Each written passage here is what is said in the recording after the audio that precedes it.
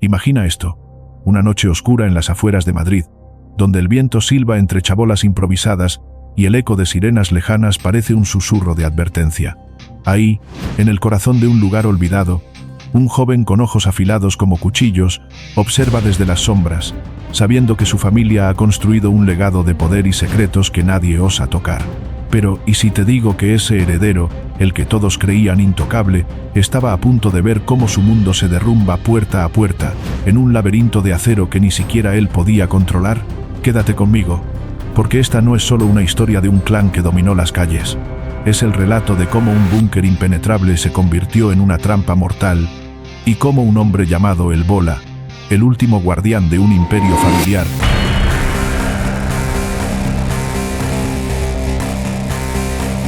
cayó sin que pudiera prever el golpe.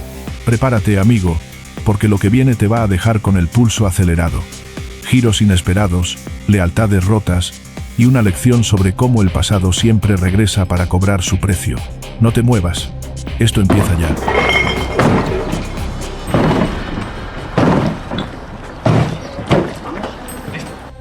La Cañada Real Galiana no es solo un camino polvoriento que serpentea por el sur de Madrid. Es un mundo aparte, un rincón donde la vida se entreteje con sombras que pocos se atreven a iluminar. Este corredor de más de 11 kilómetros, que une municipios como Coslada, Rivas Vaciamadrid y Arganda del Rey, alberga a miles de personas en condiciones que desafían la imaginación. Desde los años 70, familias enteras han levantado hogares improvisados a lo largo de sus sectores, convirtiéndolo en un mosaico de realidades. Por un lado, comunidades que luchan por servicios básicos como agua y luz. Por el otro, un terreno fértil para actividades que generan tanto riqueza como conflicto. Pero vayamos más atrás, porque para entender cómo un clan como los Gordos se arraigó aquí, hay que retroceder a los orígenes de esta vía pecuaria, un antiguo sendero ganadero que hoy convive con vertederos ilegales, industrias abandonadas y un pulso constante de supervivencia. Todo comenzó en la posguerra, cuando migrantes del sur de España y de otros países europeos llegaron buscando oportunidades en la capital en expansión. La Cañada, con su suelo irregular y su aislamiento relativo, se convirtió en refugio para quienes no cabían en los barrios formales. En el sector 6, el más extenso y problemático, con unos 3.500 habitantes repartidos en Valdemingómez, la marginalidad se hizo norma. Aquí, el desempleo ronda el 80% en algunas zonas, y la falta de infraestructuras básicas, como alcantarillado o recogida de basuras, fomenta un ciclo de precariedad que atrajo, inevitablemente, redes organizadas dispuestas a explotar las grietas sociales.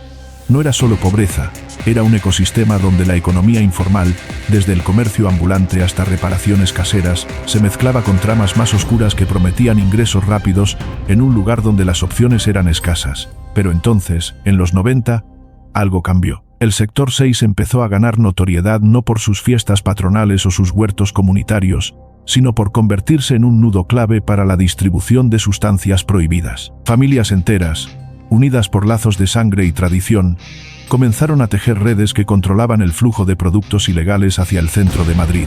Lavapiés, Usera, Vallecas, barrios cercanos dependían de lo que salía de aquí, en pequeñas cantidades pero con una regularidad que generaba miles de euros diarios. Y en medio de ese torbellino surgió un nombre que resonaría como un trueno: el clan de los Gordos. No eran forasteros, eran locales, gitanos extremeños, que habían migrado décadas antes y que con astucia y unidad familiar se posicionaron como los guardianes indiscutibles de esa economía subterránea. El clan no nació de la nada. Sus raíces se hunden en Antonio Motos, el patriarca fundador, un hombre corpulento y carismático que llegó a Madrid en los 70, huyendo de la miseria rural. Antonio, apodado por su complexión robusta, vio en la Cañada un lienzo en blanco. Empezó con pequeños negocios: compraventa de chatarra, caballos de tiro y hasta un puesto de frutas en el mercadillo de Arganda. Pero pronto, la necesidad de ingresos mayores lo llevó a alianzas con proveedores de la península. Para los 80, el clan ya operaba en el poblado de La Alegría, en Entrevías, un enclave gitano donde el trueque de bienes era moneda corriente. Allí, los Gordos aprendieron el arte de la discreción. Movían mercancía en sacos de arpillera, usaban códigos en sus conversaciones y contaban con primos y tíos como vigías en las esquinas. Sin embargo, El verdadero ascenso llegó en los 90, cuando el sector 5 de La Cañada se transformó en un hervidero de competencia. Otros grupos, como los de las Barranquillas, intentaban reclamar territorio, pero los gordos respondieron con una estrategia familiar imbatible. Antonio casó a sus hijos con alianzas estratégicas, asegurando lealtades que iban más allá de lo comercial. Su esposa, una mujer de carácter férreo, manejaba las finanzas internas, registrando deudas en libretas ocultas bajo colchones. Juntos, acumularon una flota de vehículos todoterreno, joyas de oro macizo y hasta fincas en las afueras, todo bajo nombres de testaferros para evadir miradas indiscretas. En aquellos años, el clan generaba hasta 30.000 euros al día en el mejor de los momentos, reinvirtiendo en fortificaciones, chabolas con paredes reforzadas, alarmas caseras hechas con latas y perros guardianes entrenados para ladrar ante extraños. Pero no todo era oro. La expansión trajo roces.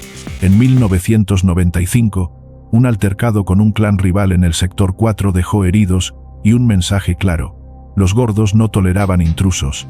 La policía, alertada por denuncias anónimas, empezó a rondar, pero el clan se adaptaba rápido. Cambiaban rutas de entrega, usaban niños como correos para pequeñas cantidades y celebraban reuniones familiares disfrazadas de barbacoas para planificar. Antonio, siempre un paso adelante, diversificó.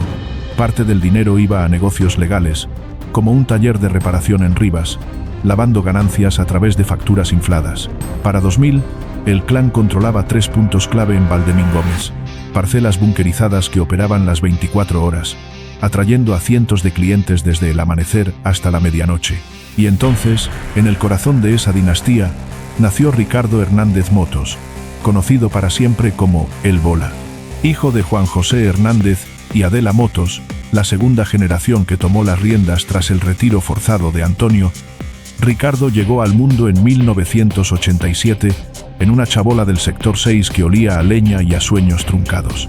Desde pequeño, el Bola fue un niño inquieto, con una curiosidad que lo llevaba a explorar los límites de La Cañada.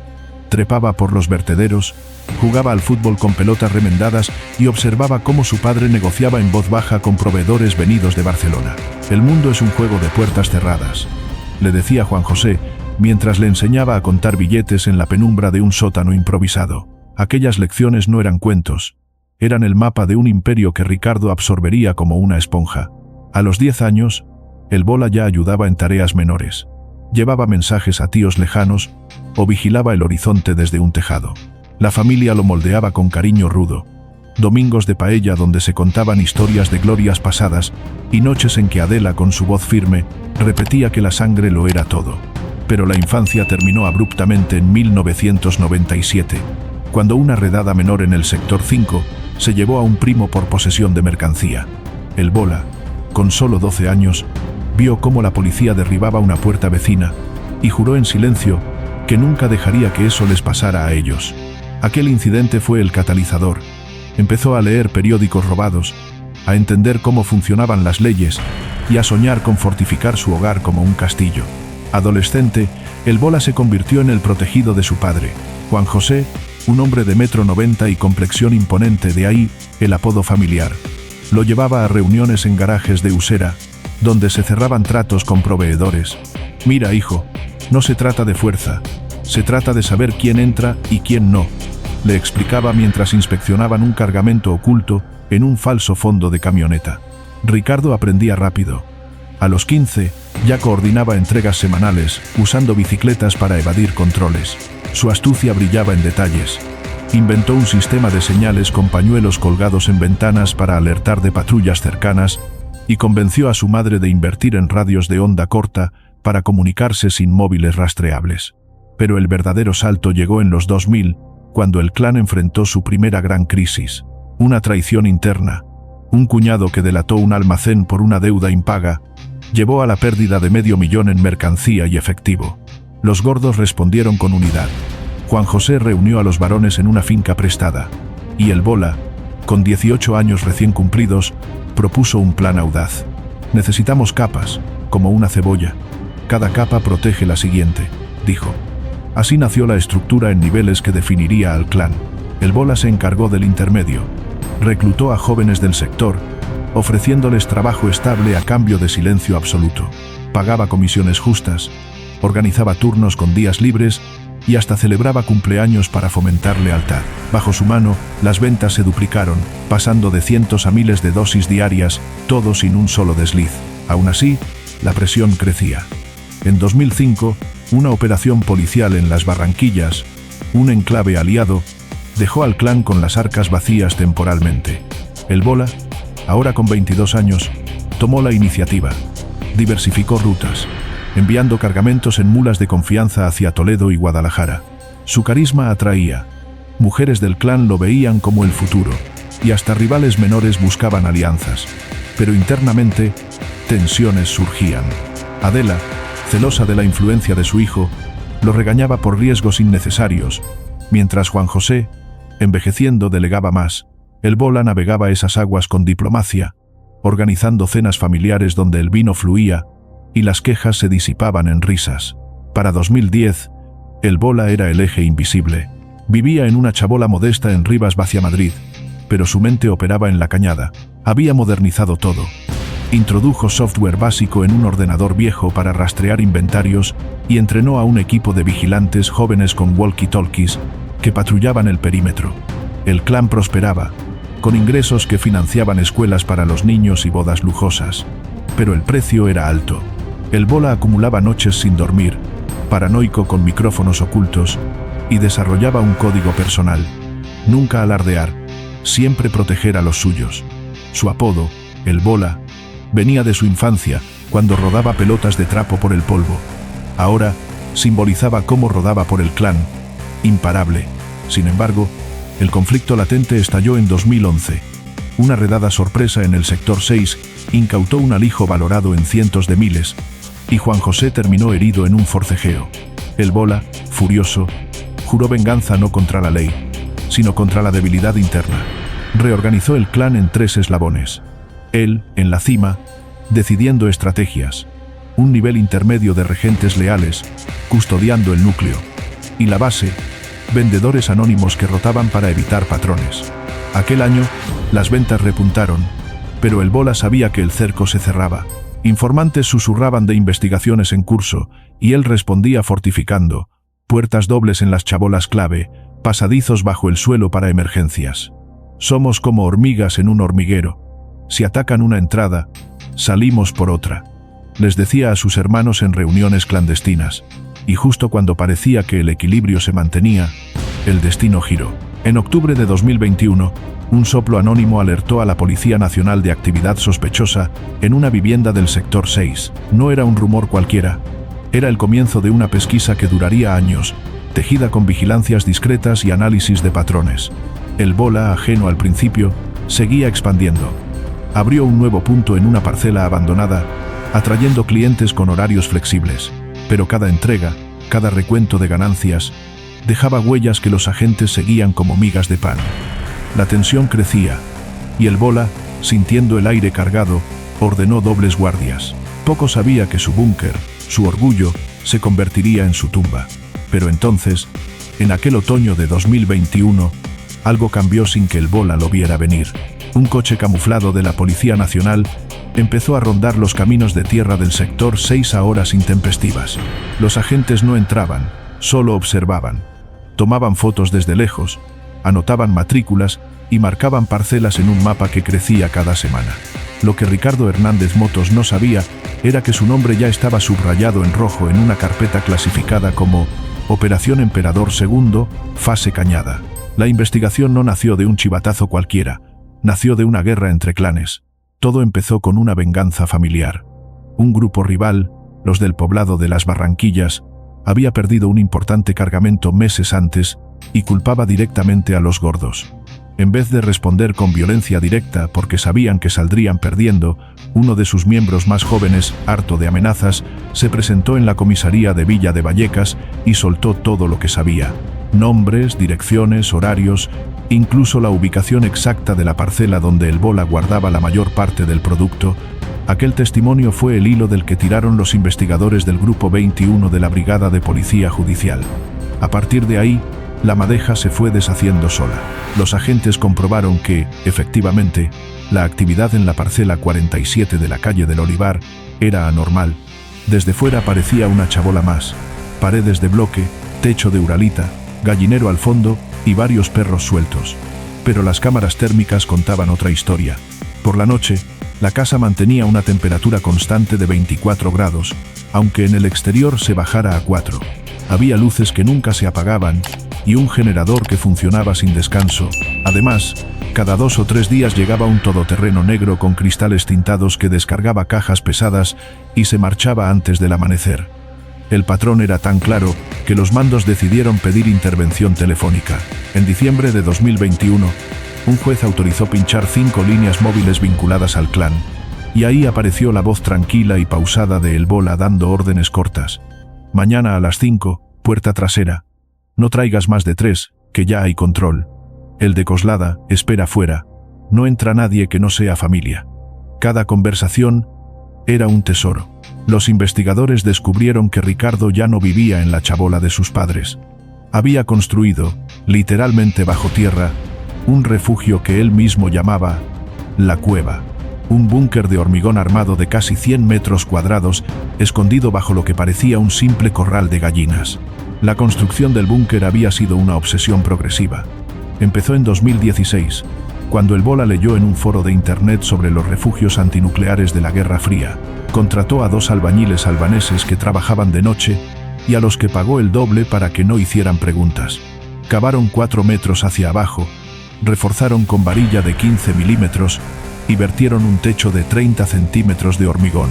Instalaron un sistema de ventilación con filtros HEPA, luz LED alimentada por placas solares y un pozo negro propio.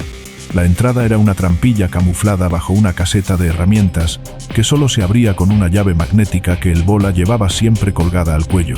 Dentro había literas, nevera, microondas, televisión por satélite y, lo más importante, una cámara acorazada donde guardaba el dinero y la mercancía de mayor valor. Pero volvamos a la investigación. Con las escuchas, los agentes trazaron un organigrama perfecto. El Bola estaba en la cúspide. Debajo, su primo, el Chino, controlaba los puntos de venta callejeros. Su hermana pequeña, Vanessa, se encargaba del dinero limpio, pagaba facturas falsas de reformas para justificar ingresos, y su madre, Adela, seguía siendo la contable de confianza. Cada viernes por la noche, la familia se reunía en la parcela para el reparto. Sobres con dinero para madres, para abogados y para los que estaban en prisión. Todo quedaba registrado en una libreta Moleskine negra que El Bola guardaba dentro del búnker. A medida que avanzaba 2022, la presión aumentó. En marzo, la policía interceptó un transporte de 30 kilos que venía desde Málaga escondido en un doble fondo de un camión de mudanzas.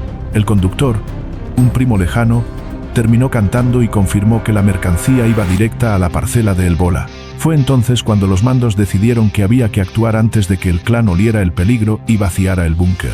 Pero actuar no era fácil. Cualquier movimiento en falso, y Ricardo se encerraría bajo tierra durante semanas. Había provisiones para 3 meses. Arroz, latas, agua embotellada y hasta un pequeño gimnasio con pesas. Los investigadores optaron por la paciencia. Durante todo el verano de 2022 montaron un dispositivo discreto. Drones con cámara térmica sobrevolaban la zona al amanecer. Agentes disfrazados de operarios de Iberdrola tomaban lecturas falsas y un equipo de GEO, Grupo Especial de Operaciones, entrenaba en un polígono de Guadalajara una réplica exacta de la parcela construida con los planos obtenidos del catastro y las imágenes aéreas. Cada viernes, cuando El Bola salía del búnker para la reunión familiar, los agentes lo seguían a distancia con balizas GPS colocadas bajo su Range Rover. Así supieron que, aunque dormía bajo tierra, cada domingo por la mañana iba a misa a la parroquia de San Juan Bautista en Rivas, siempre acompañado de sus 2 hijos pequeños. Esa rutina fue clave. En septiembre de 2022, la juez instructora autorizó el registro, pero la orden era clara. Tenía que ser simultáneo en 12 domicilios, para evitar que nadie avisara.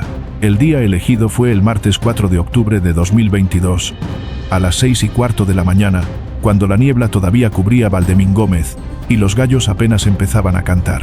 Más de 200 agentes de la UIP, GOES y GEO se desplegaron en silencio. Cortaron la luz del sector entero para que las cámaras de seguridad del clan quedaran ciegas. Mientras tanto, un helicóptero sobrevolaba a baja altura para impedir cualquier huida. Cuando el ariete golpeó la verja exterior, El bola aún dormía dentro del búnker. Su mujer, alertada por los perros, intentó llamarlo al móvil, pero la policía ya había activado inhibidores de frecuencia. Ricardo se despertó con el estruendo, corrió a la trampilla y se metió dentro con una velocidad que impresionó incluso a los Geo. Cerró la puerta blindada desde dentro y activó el cerrojo electromagnético. En ese momento empezó la cuenta atrás. Los agentes entraron en la vivienda superior y encontraron lo esperado. Varias armas largas, simuladas, réplicas para intimidar, dinero suelto por los cajones y documentación falsa. Pero la trampilla estaba allí, a plena vista bajo la caseta. El jefe del operativo ordenó traer el equipo de forzamiento. Durante casi 2 horas intentaron abrirla. Taladros de diamante, cizallas hidráulicas, hasta una pequeña carga hueca. Nada. El hormigón era tan grueso que la onda expansiva apenas hizo una muesca. Dentro, el bola escuchaba todo a través de un intercomunicador que había instalado. Sabía que no podían entrar, pero también sabía que tampoco podía salir. Fue entonces cuando la policía utilizó la baza que había preparado durante meses. Los niños. Los agentes localizaron a la esposa de El Bola con los 2 pequeños en casa de la abuela, en Getafe. La llevaron al lugar y a través de un megáfono le pidieron que hablara con su marido. «Ricardo, sal por favor. Los niños están aquí fuera, tienen frío y están llorando. No quieren ver cómo te sacan a la fuerza». El Bola, que siempre había jurado que jamás pondría en riesgo a sus hijos, dudó. Durante 43 minutos no hubo respuesta. Luego la trampilla se abrió lentamente.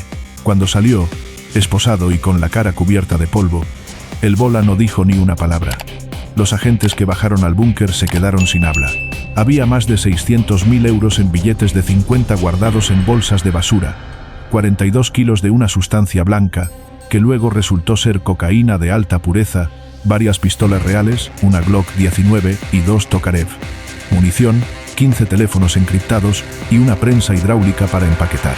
También encontraron libretas con deudas por valor de casi 2 millones de euros y fotos antiguas del patriarca Antonio Motos colgadas en la pared, como si fuera un altar. Aquel 4 de octubre de 2022, la Operación Emperador II se cerró con 36 detenidos, entre ellos El Bola, su madre Adela, su hermana Vanessa y varios primos directos. La policía calificó el golpe como el mayor desmantelamiento de un punto de distribución mayorista en la Comunidad de Madrid en la última década. Pero lo que más impactó a los investigadores no fue solo la cantidad, sino la sensación de haber abierto una cápsula del tiempo. Aquel búnker era la prueba física de cómo un clan gitano tradicional había evolucionado hasta crear una fortaleza del siglo XXI en medio de la marginalidad más absoluta. Pero justo cuando todos pensaban que la historia terminaba con la trampilla abierta y las esposas puestas, empezó de verdad la segunda vida de El Bola. El mismo 4 de octubre de 2022, a las 11 de la mañana, Ricardo Hernández Motos entró en los calabozos de la Brigada Provincial de Policía Judicial en Moratalaz. No gritó, no lloró, no pidió abogado de inmediato. Solo miró a los agentes y dijo una frase que se haría famosa entre los veteranos del Grupo 21. «Ya habéis ganado la batalla, pero la guerra la ganamos nosotros cuando salgamos». Después, se sentó, pidió un vaso de agua y esperó en silencio. Aquella calma helada descolocó incluso a los policías más curtidos. En las siguientes 72 horas se produjo el mayor registro simultáneo jamás hecho en la Cañada Real. 12 domicilios, 4 naves industriales y hasta un taller de reparación de motocicletas en Rivas. El resultado fue abrumador. Más de 850.000 euros en efectivo, 78 kilos de cocaína, contando lo del búnker, 23 vehículos de alta gama, muchos a nombre de testaferros, 15 armas de fuego reales, joyas valoradas en 300.000 euros, y lo que más sorprendió, 37 gallos de pelea de raza combatiente con sus correspondientes espuelas de acero. Todo ello pertenecía al mismo árbol genealógico.